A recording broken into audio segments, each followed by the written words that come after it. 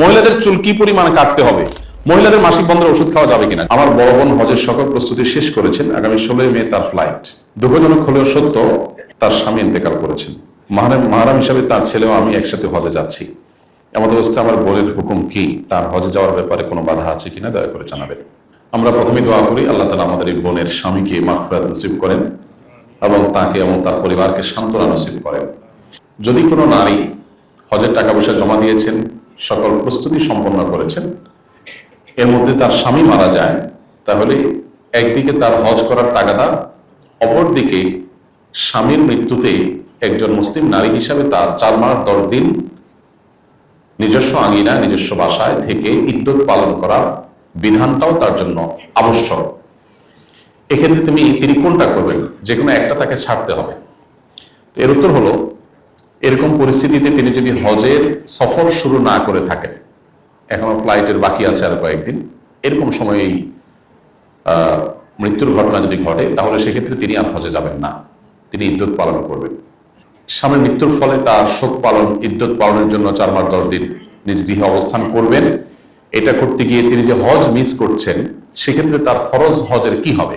এটার উত্তর হবে, পরবর্তীতে যদি কখনো তার কাছে হজ করার মতো টাকা থাকে, এত যদি ফিনান্সিয়ালি তিনি ধনী হন, সচ্ছল হন, যে এবার হজের জন্য যে টাকা দিয়েছেন এটা তো পুরোটাই মায়ের, অলমোস্ট এটাতে কোনো টাকা তিনি পাবেন না। মায়ের বলাটা অসুন্দর, পুরো টাকাটাই, 1 টাকাও তিনি ফেরত পাবেন না। এটা আসলে মায়ের না, এই পুরো টাকার সবই তার অ্যাকাউন্টে জমা হয়ে যাবে। সব আল্লাহ তাআলা এক কেউ কম দিবেন না, তুমি তো যাও নাই। কারণ তিনি 7 লাখ, 7.5 লাখ, 8 লাখ যে টাকাই জমা দিয়েছেন, ভালো কাজের জন্য দিয়েছেন। আর নবী সাল্লাল্লাহু আলাইহি ওয়াসাল্লাম বলেছেন, মান হাম্মা বিহাসানাতিন ফালাম ইয়ামালহা, যদি কেউ কোনো ভালো কাজ করার প্রতিজ্ঞা করে, সকল প্রস্তুতি সম্পন্ন করে একেবারে সিরিয়াস, হ্যাঁ আমি এটা করবো, ফাইনাল করে ফেলেছে, বাট করতে পারে নাই, তো আল্লাহ তাআলা তাকে সে কাজ করার পরিপূর্ণ সওয়াব দিয়ে দিবেন। এজেন্সি আপনাকে টাকা ফেরত দিবে না, সৌদি গভর্নমেন্ট তার ফি গুলো ফেরত দিবে না, বিমানের ক্যারিয়ার, বিমান কর্তৃপক্ষ তারা তাদের টাকা ফেরত দিবে না, কিন্তু আল্লাহ তাআলা সওয়াব দিবেন। এই জন্য প্রথম কথা হলো, মন খারাপের কারণ নাই যে আমার হজ হলো না। আপনার কি হজ দরকার না সওয়াব দরকার? সওয়াব দরকার, তো সওয়াব আপনি পেয়ে যাবেন। হ্যাঁ, ফরজ হজ আপনার আদায় হবে না। সেটার জন্য কি করবেন? এত যদি আর্থিকভাবে সচ্ছল হন আপনি, যে এই টাকা যাওয়ার পরও আগামী বছর আমি হজ করতে চাইলে নিজে এবং একজন পুরুষ মাহরাম সাথে নিয়ে হজ করার মতো টাকা আমার আছে, অর্থাৎ আরো 14-15 লাখ টাকা আছে, এরকম যদি হয়, তাহলে তার উপরে পরবর্তী বছর বা পরবর্তী যে কোনো বছর হজ করা ফরজ হবে।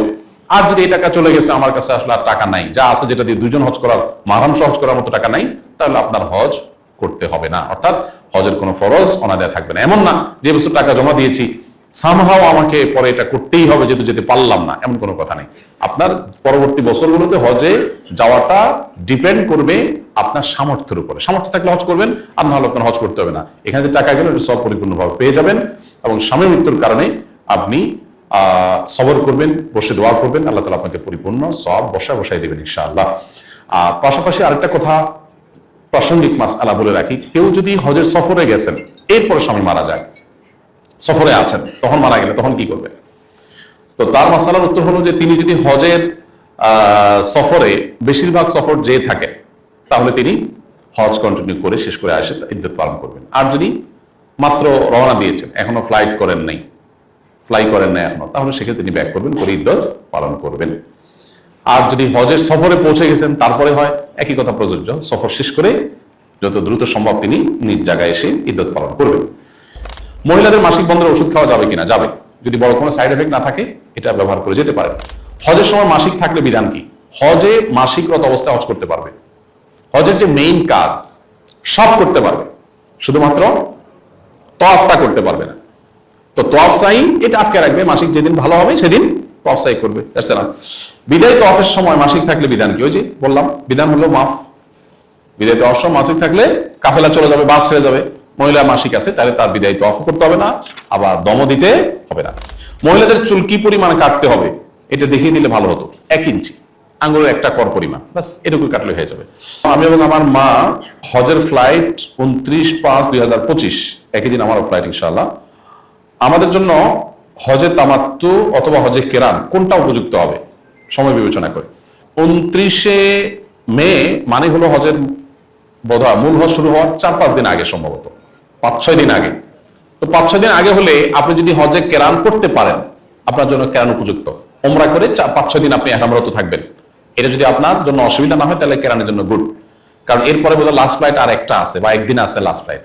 সো এটা কেরানের জন্য বেস্ট যদি আপনি হিম্মত করেন। আর যদি মনে করেন যে না, কেরান আমার জন্য কষ্ট করা হবে, তাহলে তামাত্তু করবেন। ওমরা শেষে মহিলাদের চুল কেটে হালাল হওয়ার ক্ষেত্রে এমন কোন বিধান আছে কিনা যে শুধু হালাল ব্যক্তি দ্বারাই মহিলাদের চুল কাটতে হবে? এটা আমরা বক্তব্যে বলেছি বারবার, কোনো অসুবিধা নেই, যে কেউ যে কারোটা করে দিতে হবে, হালাল করে দিতে পারবে।